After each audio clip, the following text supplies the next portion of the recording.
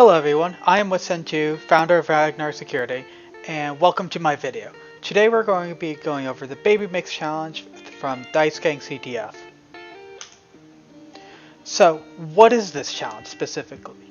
It's an entry-level crack me reverse engineering challenge, and you need to use Angr or an SMT solver to actually figure it out.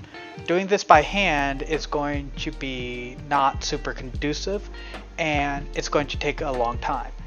This is a great challenge for beginners starting to learn more difficult concepts in reverse engineering. Let's begin actually analyzing BabyMix now.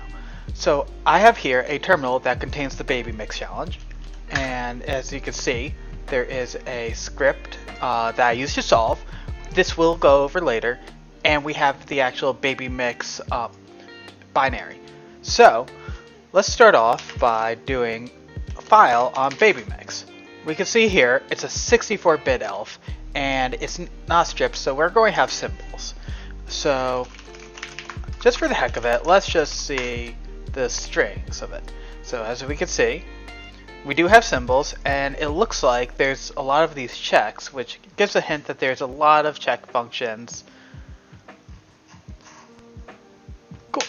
Let's actually run BabyMix now. So it asks us for a password. And if we get it wrong, it's incorrect. What are we looking for? And we want to get this string here. This means that we got the password correct.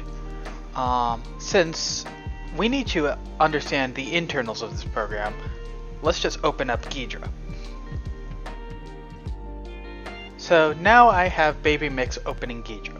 And since we know that there are symbols in here, let's just jump right to main.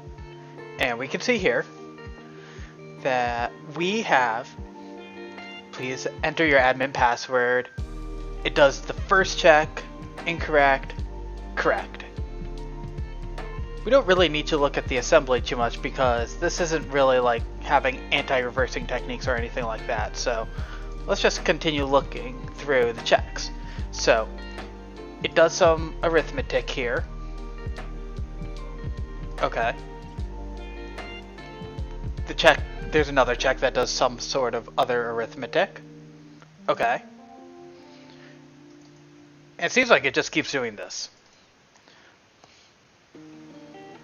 We can solve this by hand, but I don't really want to. It takes too much time. So we have a better idea. We can use Angr and ClarP. So ClarP is an SMT solver built on top of Z3 that is inside of Angr. So this is a very important thing to distinguish. So here, so some things that we want to get before actually writing our script. How long is this input actually? Because there is a buffer of 56 characters, but that's not necessarily the actual length. We have standard input of hex 30. Okay. So that's taking in at most 30 characters. But if we go in here, we see here it only goes up to hex 15, hex 10, not even close to hex 30. Only like the arithmetics go up super high. So let's assume that this goes only up to, like, let's say 22 characters, because if we count in the new line character as well. So we have a good amount of information in here. Now let's open up the script. Let's go through this a little bit. So essentially, we're going to be using Angr and ClarP, like I explained earlier. We're going to have a base address of 0, and we're going to use BabyMix, and this is going to analyze BabyMix. This lets us know that we are going to have 22 random characters in here. This is important to get this as close to accurate as possible because it'll just take forever and potentially not solve it if you don't have the right range of characters. And then at the end of it, we're going to concatenate a new line character. Okay. And then we're going to have the entry state be run it, and we're going to shove our randomly generated characters into standard input. And we're going to limit it to the ASCII value. So hex 20 and hex 7F are the range of ASCII values. And finally, we're going to run this. And as you can see here, you can see that I was trying to say avoid address, find this address, because initially when I was solving this, I was kind of just skimming through it because I immediately knew that I needed to use Clarity, but I assumed, if we go back, I assumed this was the standard input, and it never gave me a result with the script. So that is a lesson learned, and I'll go over these lesson learns later. Once it is finished, it's going to run into every single time it dead-ended and give us every single result. So basically, every time it's terminated naturally. So let's run this. Let's get out here and run this. So this is going to take about 5 minutes to actually complete. So I'm going to pause the video and come back when it's all finished.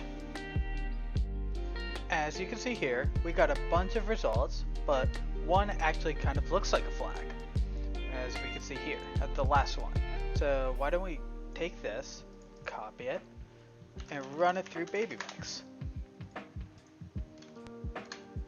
And looks like we got the flag.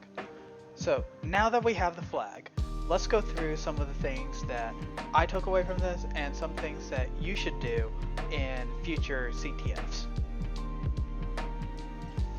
So here are some lessons learned from this, and one I actually learned, and another is something that I want to give advice to any of the new reverse engineers out there starting to learn CTFs and starting to learn reverse engineering. So spend the extra minute trying to make sure you understand what is required of you. For me, the fact that I didn't realize the length of the input required added a lot more time for me to solve it. And something that should have taken 5 minutes longer took me an hour, just because I didn't have the correct input length, even though I had the correct script. The next thing is have a set of scripts that you can use for reverse engineering. So this is something I do frequently with CTFs and reverse engineering other software.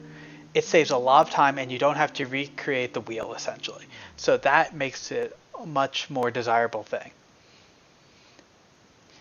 And with that, I'd like to thank you for taking a look at my video. If you enjoyed the content, please hit subscribe and follow us on Twitter and Reddit.